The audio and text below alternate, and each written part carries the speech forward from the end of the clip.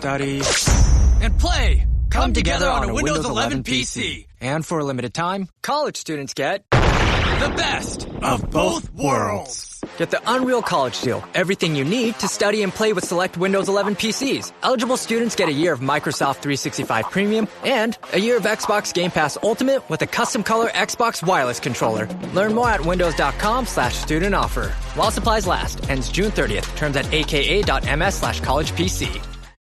Expedia and Visit Scotland invite you to come step into centuries of history that await in Scotland. Castles steeped in legend, walk along cobblestone streets. Come share the warmth of stories passed down through generations. This is a place with a past that is fully present today and all yours to explore. Plan your Scottish escape today at expedia.com/Visit Scotland. They say you can tell a lot about a person by the contents of their freezer. So, what does a bottle of Jägermeister say? It says you have standards, you don't cut corners, and you like your Jägermeister shots the way they're meant to be enjoyed, ice cold. As for the frozen taquitos and mystery leftovers, we'll keep that between us. Drink it cold, or don't drink it at all. Jägermeister. Damn, that's cold. Drink responsibly. Jägermeister liqueur, 35% alcohol by volume. Imported by Mast Jägermeister, U.S. White Plains, New York. Hello there, Stanley Carr here. You know, I love collecting music and sports memorabilia. Want to know where you can find some? I'll tell you. Go to oldglory.com. This website features one-of-a-kind apparel from your favorite sports teams and musical artists. And I can help you get 15% off of all items. Use the code WWH135. Enjoy the episode. Welcome to Wrestling with Heart, a podcast looking at pro wrestlers giving back to their community. Join me, Stanley Carr, as I interview wrestling's hottest names who use their platforms as entertainers to raise awareness and do community service. Hello and welcome to another edition of Wrestling with Heart. This is the show where we talk with professional wrestlers and professional wrestling personalities about their lives in and outside of the ring, as well as doing acts of charity work, community service, volunteering, and spreading positivity. We're always about the positive vibes here on the show. Before I introduce my guest today, I want to take a second to promote our brand new book, Champions for a Cause, Volume 1. If you can see that right now on your screen, it is our first book. 40 interviews with some of your favorite wrestling stars, talking about Mark Marrow, Buff Bagwell, Al Snow, Jake the Snake Roberts, numerous stars from different promotions over the years. You can check it out now, Champions for a Cause. Buy you a copy on Amazon for $15 in paperback. So check it out and enjoy. Today, I'm very pleased to welcome someone who has wrestled for numerous companies. I'm talking about the WWF, WCW, Memphis, AWA, amongst others. I am pleased to welcome the one and only Chick Donovan. Welcome to Wrestling with Heart. Thank you very much for having me. This is quite an honor coming towards the end of an era of mine. So it's it's exciting to me to be able to finish this way. You know, it's just it's a great these things you do are just incredible for the sport of wrestling and to promote. And we thank the Lord for individuals like you and those who do these podcasts. And it's just great for the business. Congratulations, by the way, on your retirement. I know that you've been working for several years and have been constantly going up and down the roads and numerous territories, numerous companies. Let's go back to the beginning, though. So you're from a town in Georgia called LaGrange. Let's talk about. Actually, this was in Macon when I first started, Macon, Georgia. In Macon, Georgia. Okay, but you're from Georgia. Right. Were you always a big wrestling fan? No, sir. I started wrestling, I guess, the first time in 1952. And I saw Gorgeous George with all the purple and all the magnificent. And I got a story about that one. The referee of that match, referee one of my matches. We talk about that later down the road. But that was quite an inspiration for me to have seen that and seen the same guy refereeing him that I had the opportunity to referee in California. So Gorgeous George was one of like the earliest wrestlers who kind of like presented like a persona, like a character, coming out with like the fancy outfits, the glitz and the glam. Would later see like guys like Randy Savage, Macho Man, and even Seth Rollins today kind of coming out with the flashy costumes and whatnot. So really sort of paved the way for those kinds of personalities. Were you ever into athletics? Did you play any sports growing up? Well, I played football from the time, I guess, junior high school. Well, actually, grammar school from the 50s all through the.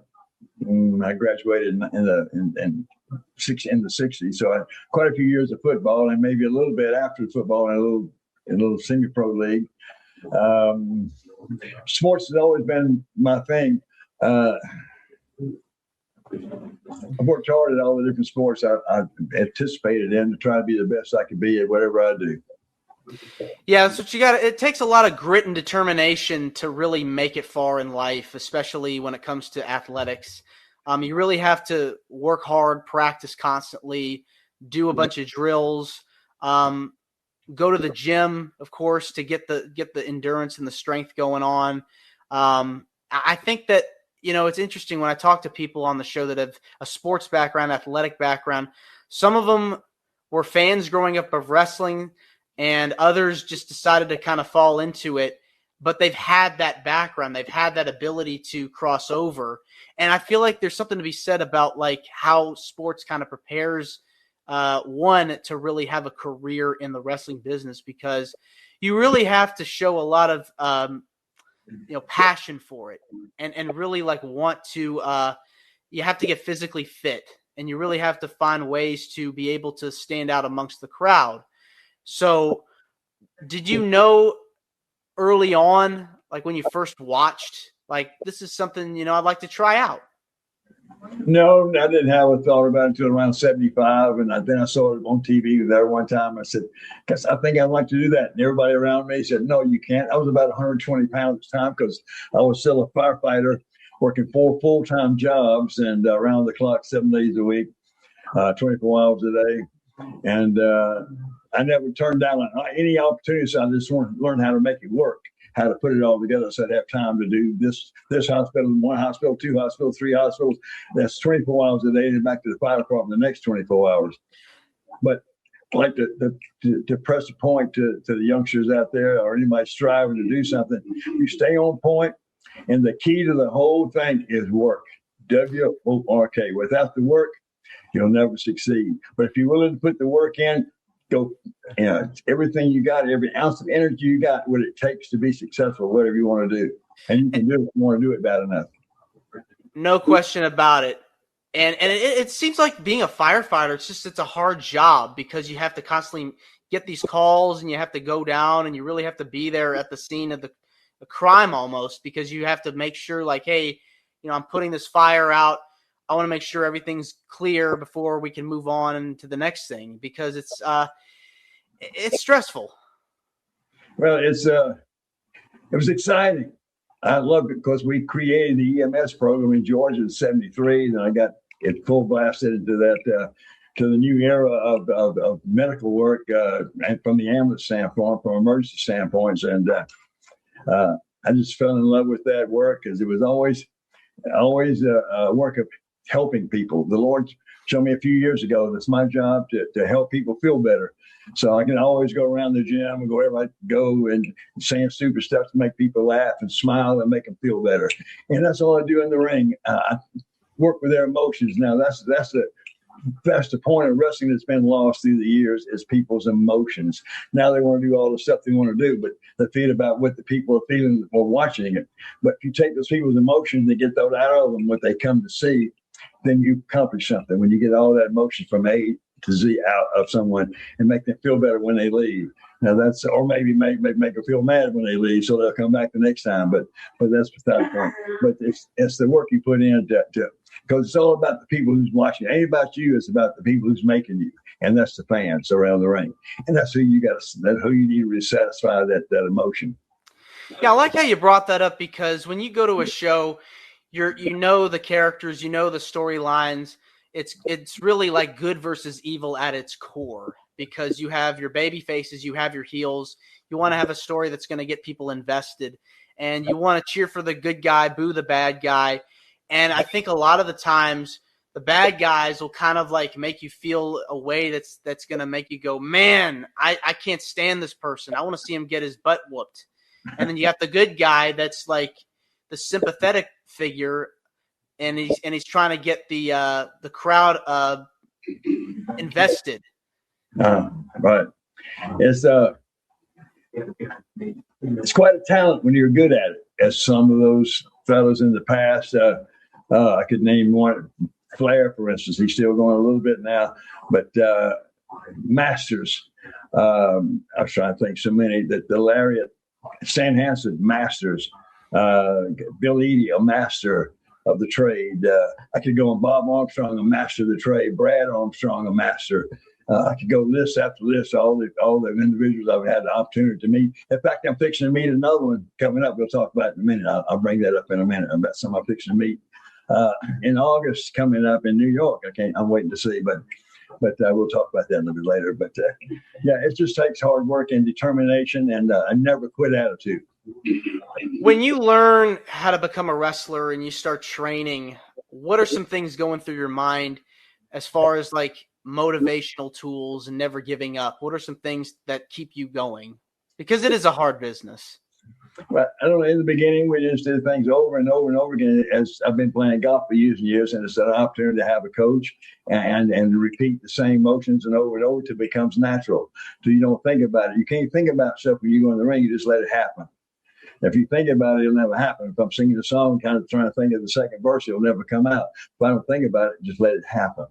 Just go out and give it all, get it all, everything you've learned, all the wisdoms you have, the Lord has given you, and all the wisdom you've learned from all the other people around you, and just go out and just let it happen. And to the best of your ability. Sometimes it's great, sometimes it's not so great, but sometimes you got to take the good with the bad, but you just keep going. Don't ever and let anything stop you. In fact, let me tell you a story right quick. To let anything stop you, kids, if you want to do anything bad enough, one Saturday morning, I didn't have a car. I had to be in Atlanta TV for TBS.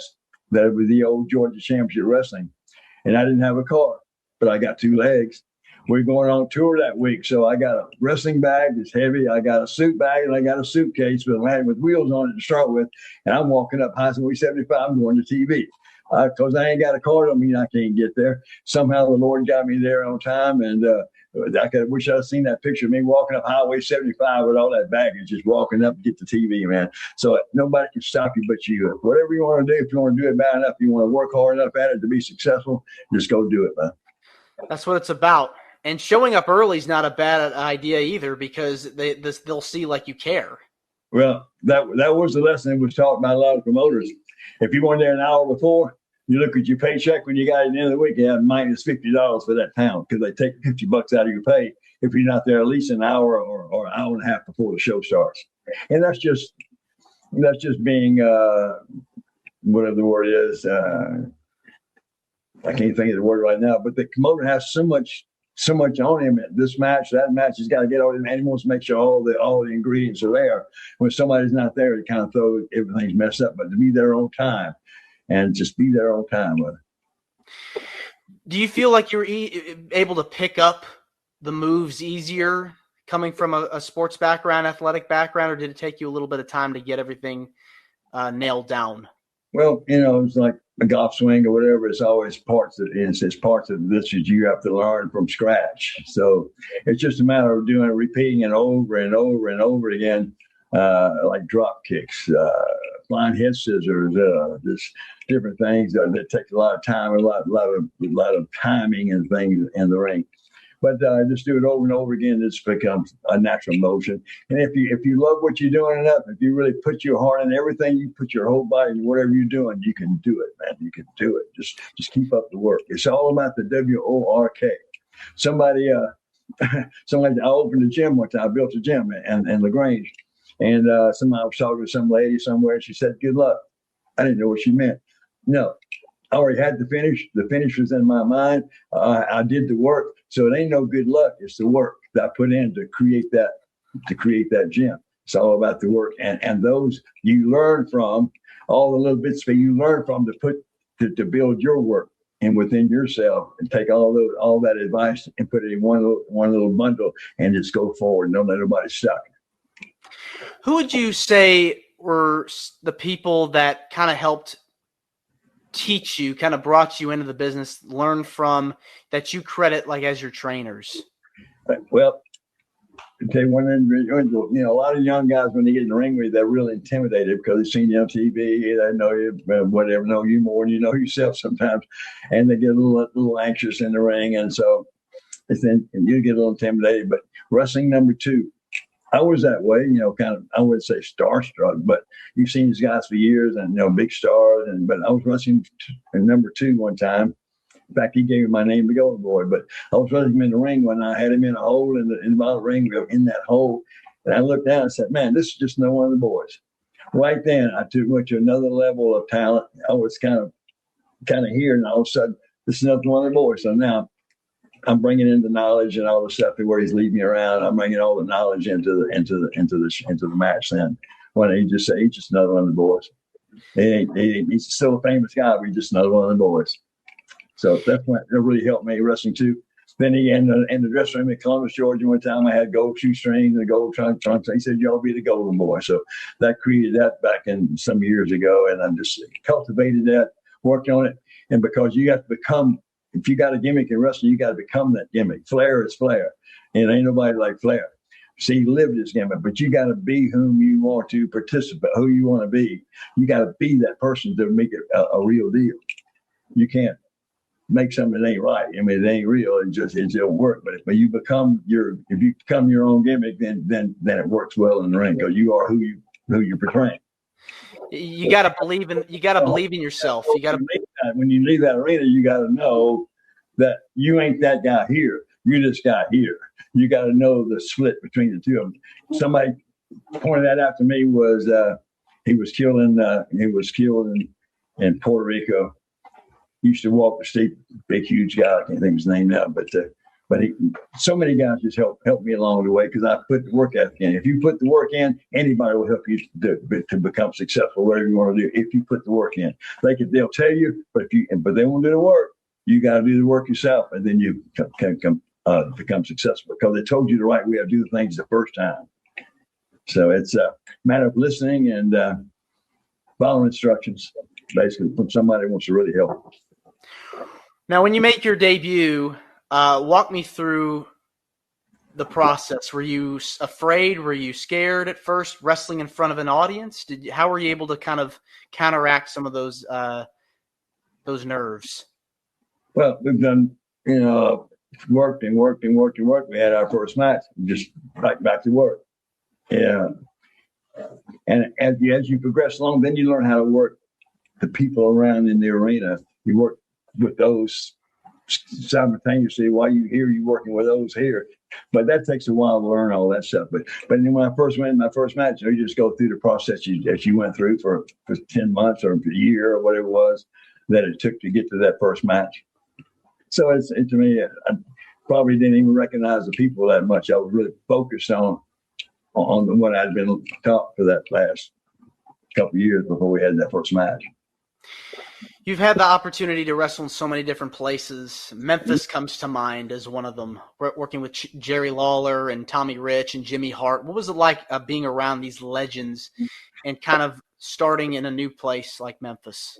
Well, Jerry Lawler was probably one of the smartest, one of the two, I think maybe three smartest. Jerry Lawler, Dusty Rhodes, and Kevin Sullivan. Kevin Sullivan probably the best innovator in wrestling, but Dusty Rhodes and Jerry Lawler, the king. He is the king. The middle, what he has in the head for wrestling and what he's done all these years is phenomenal. And just very smart, very, very smart. You've also had the chance to wrestle for WCW, the AWA, WWF. Talk to me about working in those places as well. Well, just another match, but on a bigger scale. Well, the difference between WWF and WCW was that Vince said, "Don't worry about it, son. Go out and have a match. Don't worry about it. If you mess up, we'll fix it." WCW, they put so much pressure on you that you might be so worried not to mess up. You will mess up. You can't think about it. I'm going to get hurt. You'll get hurt. You can't think about I'm going to mess up. You'll mess up. You just go out with a clear mind, boom, boom, boom, and just go. Just put it all out there and don't leave nothing behind. Just put it on and come back, and you can't hardly stand up because you left it all out there in the ring for the fans. The fans are the ones who make you, and that's the ones that you got to pay back. You got to pay back that opportunity to satisfy their needs of emotions. Yeah, you just got to keep going. Just got to keep pushing forward, no matter how hard it might be. Just got to keep on going. But yeah, I've had the opportunity to wrestle, Andre the Giant, who was a big figure in the business. He's one that made Hulk Hogan. I wrestled Terry Bollea a few times. Yeah, I want to say something about that young man. Not a young man, but he passed away recently at 71, I think it was.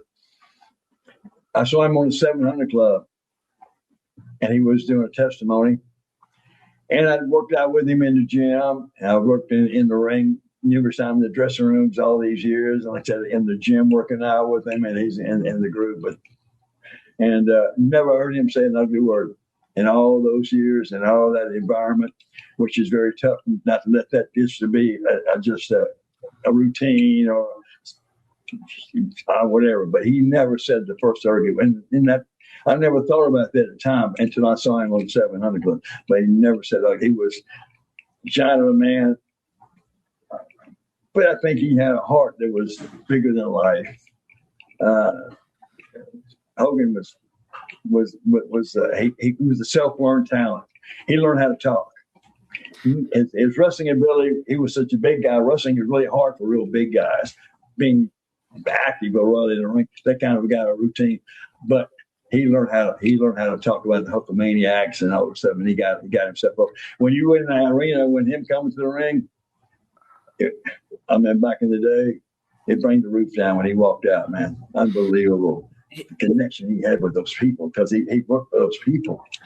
His ring work was okay, but his ring work outside the square circle was even greater. Well, the influence and all the things he was able to create because he learned how to converse with the Hulkamaniacs. Yeah, he definitely set the bar high in terms of being such a legend in the ring and being able to be like a character, like be such a top star. Right. Not everybody can say like they've been able to main event several WrestleManias in a row or be able to sell out arenas all around the world. And Hogan was like on the face of everything. He was on the face of the Sports Illustrated magazine. He had his own Saturday morning cartoon. He was on Saturday Night Live, all within a span of a year. And it's like, oh my gosh, like this was one of the hottest periods of wrestling history. And so wrestling, I feel like, wouldn't be where it is today without someone like a Hulk Hogan. And another character I want to mention is that I was able to work with his grandfather and his father, Rocky Johnson. Rocky and I worked in Memphis. We had a match at Memphis, and he had me the belt at the end of the match. But he brought me into Hawaii. Rocky Johnson Sr., I guess or Junior, whichever way he was in the middle, Rock's father. He and I had a great rapport. I learned a lot from him. And then the Rock came along and just made a whole another explosion of the wrestling business. And he knows me more than I know him because he was as a kid, he was there at the matches when I was working with his dad. But I worked with his grandparents too, and Rocky Maivia and Peter Maivia, actually in Hawaii in different places. But and he talked about me. The Rock talked about me in the Ripper show when they were talking about when his dad died. He had a conversation with him, and he talked about my name. I thought it was pretty special. So got the Rock shirt on. I got the on, which became Rock's logo, I guess, so to speak. But the Rock family was incredible people. I thought he made such an impact in the business. He was one of the main characters, I think, throughout the years that everybody will remember. Oh, no doubt about that. I feel like The Rock really transcended the world of pro wrestling and sports entertainment, as well as Hulk Hogan. But being so charismatic enough to be able to make that leap into movies and to be able to have the career that he's had, it's unbelievable. It really is. And he's also had the ability to give back to people as well outside of wrestling.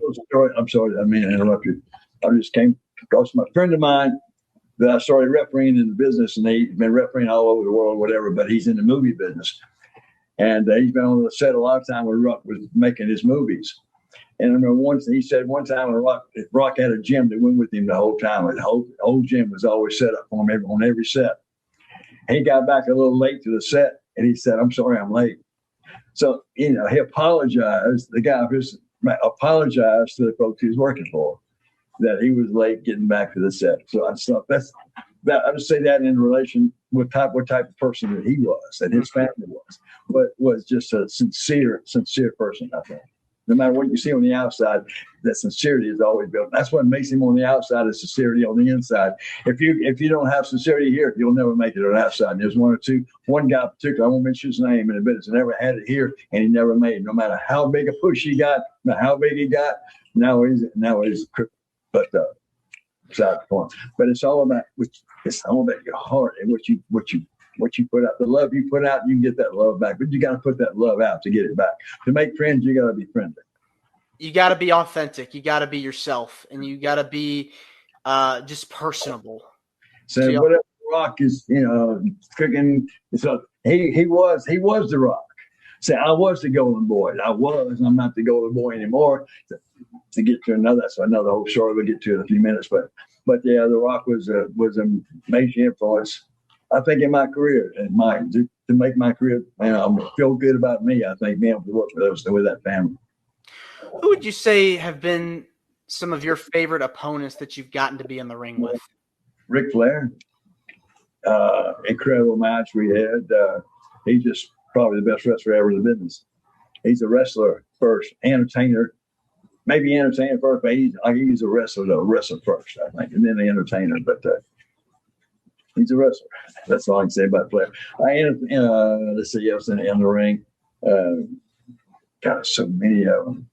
Most of them have passed away now. I'm trying to think of Ricky Steamboat. We had some great matches, WWF.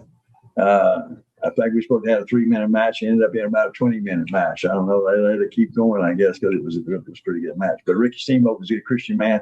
Paul Orndorff was another that I worked with that was a good Christian guy and a great athlete, played for New Orleans Saints. But Steamboat and those two guys, just great influences in my career. Of being credible on the inside as well as on the outside. How did you come up with the nickname The Golden Boy? Well, I was in a dressing room in Columbus, Georgia, when Wrestling 2 was sitting across on the other side of the room there, across from me.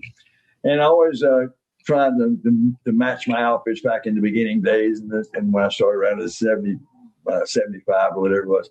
So this time I had on, and every time I changed my trunks, I changed the shoestrings in my boots to match. And this night I had on gold to make shoestrings and gold to make trunks.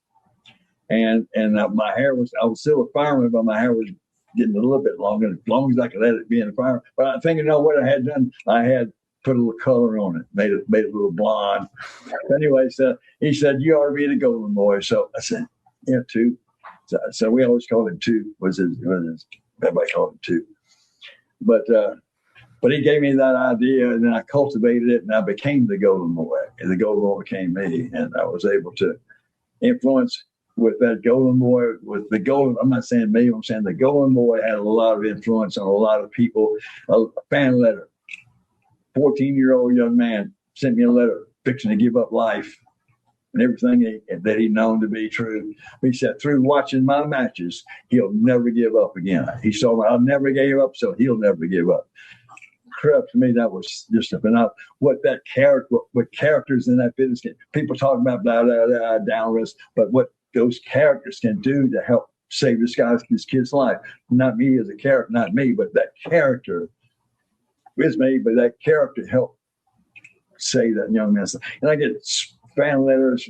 I got one the other day I read, and it just made me cry. It was so heartwarming, and what we've been able to do to help them through life, and just phenomenal. What wrestling, no matter what people say about it, how bad they treat it, how bad they talk it now, what wrestling has done to save people's lives. I know that for a fact because I got the letter letting me know about it. It has to feel good whenever you get fan recognition and letters from fans, even people coming up to you at different conventions and signings, say that they grew up watching you, they remember you. Thank you. You thought this was your Run Club era. Turns out, it was more of a thinking about Run Club era. The good news? Someone's marathon training is about to start. Sell your workout gear on Depop. Just snap a few photos, and we'll take care of the rest. They get their race day fit, and you get a payout for trying. Someone on Depop wants what you've got. Start selling now. Depop, where taste recognizes taste. For the memories, it feels very rewarding to be able to have that happen. It's hardly a day that I go by I don't have to post some pictures in the grocery store wherever I go, because I'm pretty well known in this community. But done a lot of gyms and did a lot of public service work too. But anyway, people want pictures and stuff all the time. Still, after all these years, it's still magnifying. And so whatever you do, kids out there, whatever you do, it to your best ability and never give up. Never give up. Be better. Always got to try to be better. It's always something you can learn to be better. I've been golf 78%. Well, I'm 79, but golf for about 69 years, and I'm still learning more and more now after all these years. I just go. It all kind of relates back to life, how we live, and how we manage our own lives. I think how we're going to manage that other career. We're a big supporter of causes and charities here at Wrestling with Heart, and I know you've been doing a lot of stuff in your community to make a difference. What are things that you've been able to make a difference in and help out over the years in your community? Well, Habitat by Humanity, by Habitat, we built houses for. I mean, I was a painter when I was a fireman. I did a lot of different jobs as a fireman. I learned to be a painter and whatever. But so I went and helped paint some of the houses for Habitat. And this little girl came to me. It must have been a couple of years, 3 or 4 years later, said, "You one of the men that helped paint my house." So that really made me feel good, because she's still looking at me. I'm one of the guys who helped put her in the house. So that was all the work you put in is always paid back by people's emotions that they get. And now it's emotions that you feel in the ring that you got to satisfy those emotions. Whatever you got to do to do that. So it's quite a talent to be able to satisfy people's emotions. Now the Lord has me now.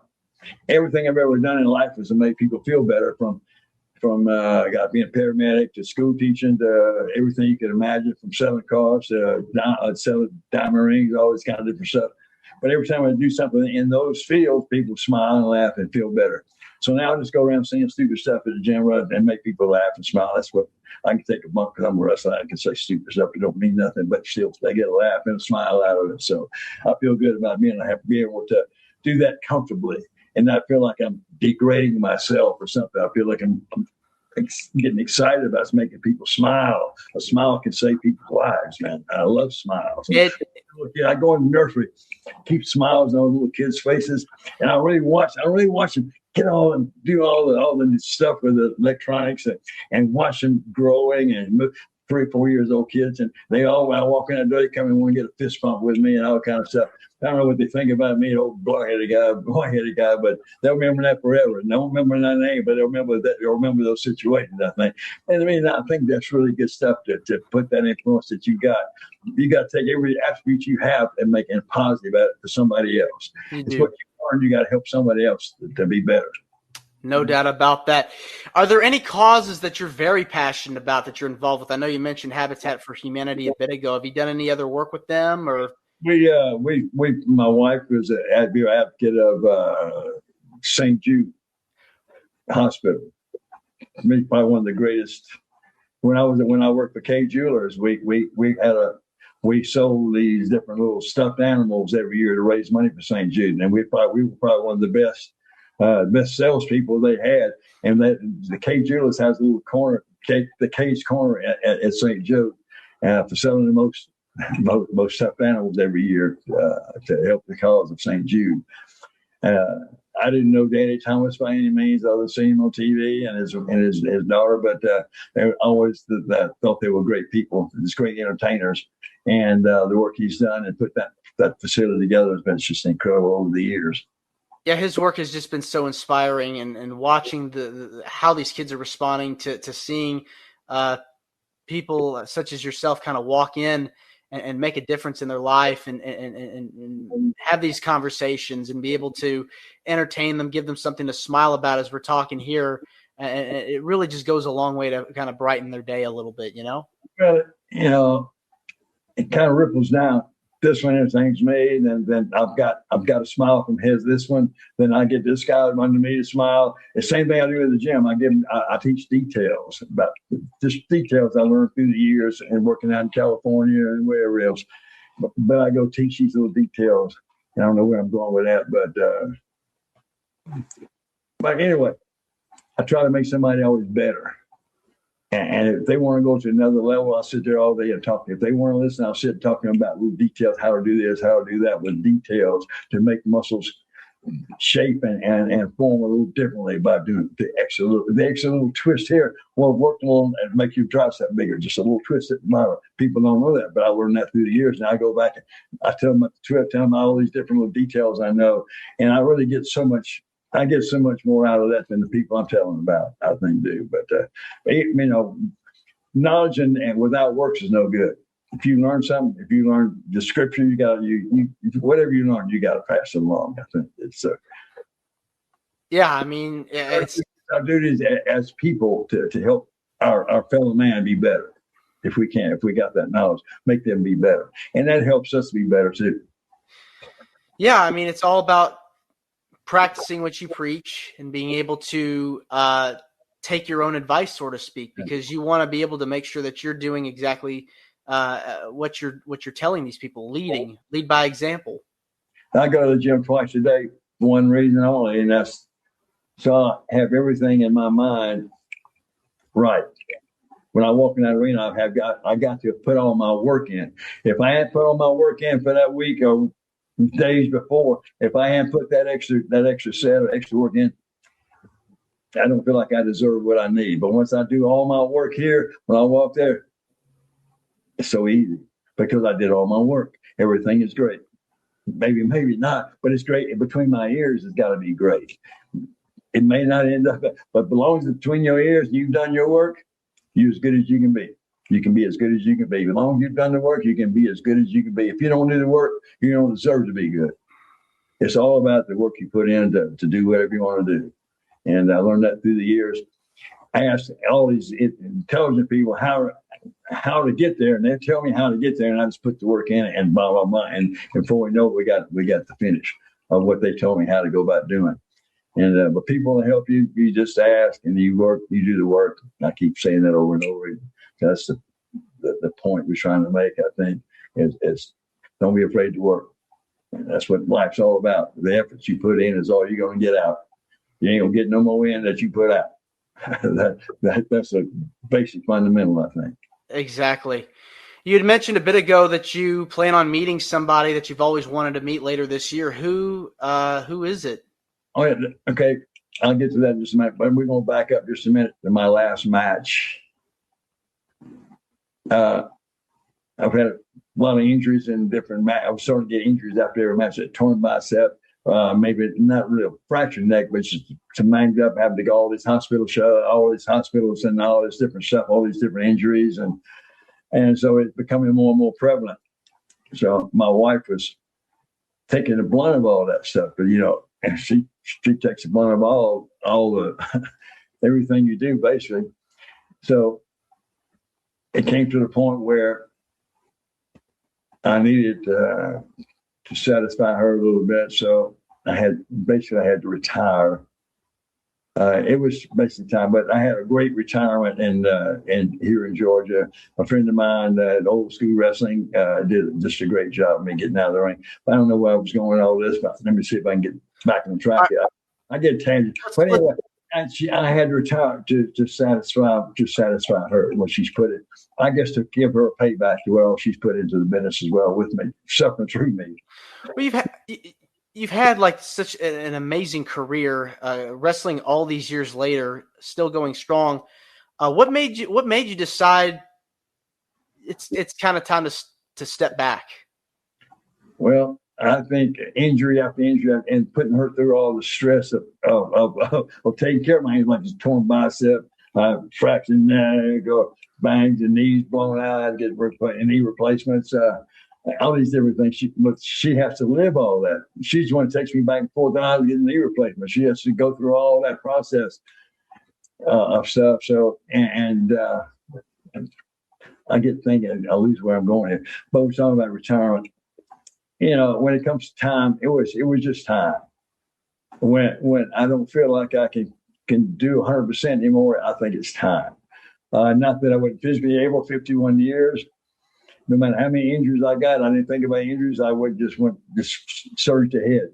But I guess over a period of time, and I'm hitting 79 now, all these little injuries end up being a big deal. And it was just time, I think, to help save her marriage, maybe for one thing, and to satisfy her, and to maybe, I don't know. I think it was just time. But now I've got to go back to New York as a character, and this character is not going to be. I told him I can't be in the ring anymore. I'm not one that's going to be ring retired, and come back and get in the ring again. I'm not going to do that. That's crazy. But I said I can't get in the ring anymore. But I can be an advisor, or that came up in our conversation. I'd be an advisor. I wouldn't. And who I got advised is Tony Atlas, which I've known for years and years. I remember watching TV when he first started under the blue mask back in the middle 70s, early 70s. He was working, but we made a lot of trips together. Tony was a good man. I think he does personal training in Virginia now as a vocation. But he was quite an inspiration through the years. But I'm looking forward to going back to New York and being his advisor. See, the guys under my advisement never lose. They can't lose because I'm always there to do whatever it takes for them to win. They can't lose under my advisor because I'm Mr. Smooth. That's what my name is going to be, Mr. Smooth. I want to try that gimmick in New York and just see if it works. If it don't work, I'll forget it. If it works pretty good, I'll be a great heel, I guess, as a babyface. I'm always a babyface manager, or not manager, advisor. 51 years of advisement. I can tell you what they want to do, but I want to make sure you're going to win. That's the thing. I'm going to make sure you win. Now, I don't know how that's going to work or not, but we'll see how that's going to work. Just an idea that I won't be in the ring, but I can still be an advisor. Yeah, you do it. Yeah, you're working in another capacity. That's the cool thing about the wrestling business is you can still be involved in some way. Doesn't have to be as a competitor, but you could be a manager or a referee or an announcer or commentator, even work backstage. I think there's a place for anybody and everybody that wants to still be involved. And so I wish you the best with all that. And I hope that this second part of your career, it continues. It works. Yeah. Let me tell you a funny story at one time. And one of the funny stories, and I'll repeat it, I've told it a few times, but I was in an airport somewhere in the country, and this little girl sitting next to me over here, and I had a tight shirt on, I guess what it was, T-shirt or something. And I had a bigger chest then, my hair a little longer. She looked in front of me, and she was opposed to look. She looked at the back of me. She looked in the front of me again, and looked at the back of me, and she got up and sat down across from me next to her, this lady. I said, "Ma'am, was that your granddaughter?" She showed the pretty little girl. And the little girl looked up to Granny and said, "Granny, that lady talks awful funny. That lady talks awful funny." So I thought that was my best story of my whole career. That was that lady talks awful funny. My gosh. That's hilarious. Yeah. Well, there's so many stories and so many people. The guy who got lost in New York, what was it? But the big Ox Baker was another close friend. He painted his toenails red. He kept his toenails painted red while the wife was living. If she died, he quit painting his toenails. But he was the character that was real close to me. Was Ox Baker, big burly Ox Baker, And but good guy. He was a good guy. I think he's passed away now. Most all the guys now passed away that I came on with. I've been fortunate to be 51 years and still able to go to the gym twice a day and help folks and do whatever I do and use what my history as influence. Maybe help somebody through whatever they're going through. Yeah, I mean, that's what it's about at the end of the day. You're really paying it forward to the next generation and people that need it. when they need it the most. And so you're kind of being that mentor for them when they're going through something. You know, if you got knowledge, you gotta have works. You gotta show that knowledge. You gotta express that knowledge. You gotta teach that knowledge. You've learned, or it's no good. It dies. But when I teach somebody how to do something better in the gym, I said, now you got responsibility. You got responsibility now to pass that same lesson on to somebody else. I always tell them, make sure you pass that to somebody, because now you got responsibility now, because you've learned something right here. You got responsibility. You know something before I even got here, but you know more now than you did before. So now it's your responsibility to tell somebody else. Exactly. That's what it's about, putting the work in, as we've been talking about, trying to put as much effort into anything you do as much as possible. Billy Graham, probably the greatest example. The Lord put all this information out from the scripture in his head, and he related it back to millions and millions and millions of people.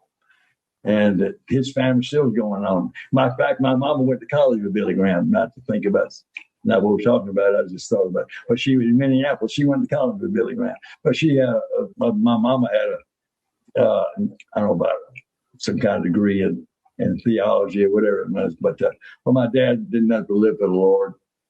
Every day he sang Jesus Loves Me and did nothing but live for the Lord. Church, everything was about the church. He lived for the church. And he died on Christmas Day. He got the gift of eternal life on Christmas Day. Incredible. Great day. It was a joyous day, but a sad day, but still joyous. He got the gift of eternal life. He lived it. He taught it. We had scripture in bed at night and before we eat dinner. And he got the gift of eternal life. That was just a magnificent thing. It was just a great day. He got the ultimate gift, so to speak, from his life.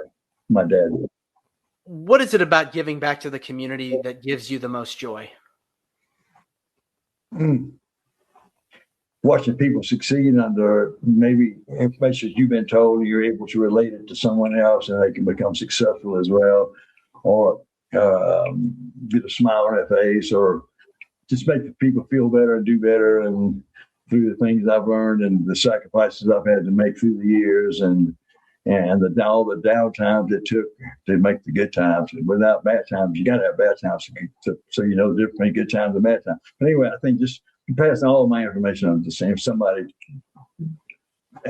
listening and do. If I show someone how to do an exercise and I go away, I keep looking back to see if they're doing right. So sometimes they do, sometimes they don't. But the ones I see to do, they're real athletes. You can always tell a young kid in the gym, say yes, sir, no, sir.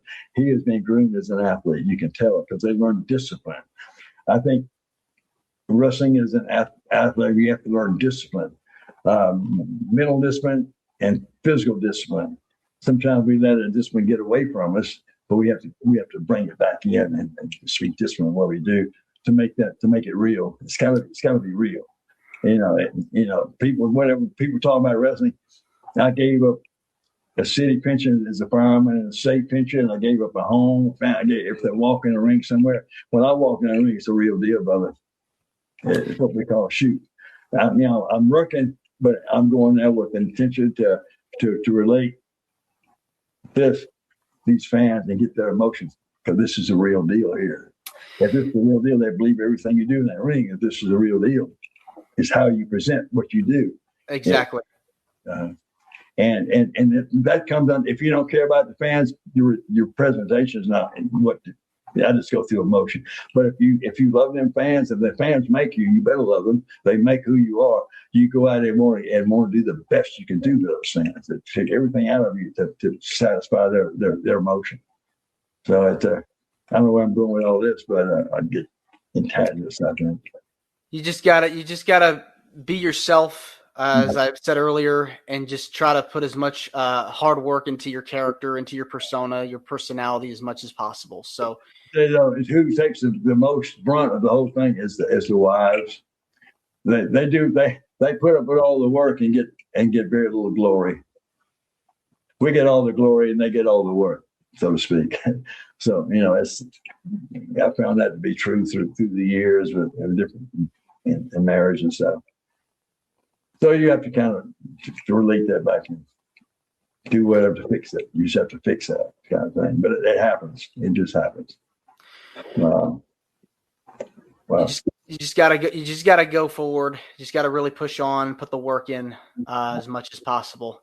Just thinking back through your life and through a career and all the good times and bad, all the people you've been able to meet, and it's so many inspirational times and moments that you get just through conversation with people, and how much you've been able to just influence their life and help them be better people. And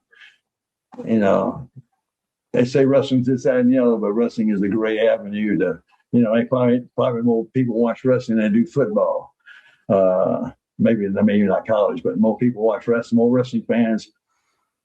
And that's what I really like. When I go in the ring, I take the little kids around the ring that carry the belt. Gordon gave me the old Georgia Championship belt, and I use it just to let the kids carry around and make a special night for them, because that's our fans 20 years from now. So I'm trying to get those fans, get them now, make them feel excited about what they're doing as a fan, and they'll be there when they'll have their kids there one day, So, but now we're getting a lot of the kids that used to watch TBS. That's really we're still popular, because that TV went all over the world. It was one of the first big TVs. Mm-hmm.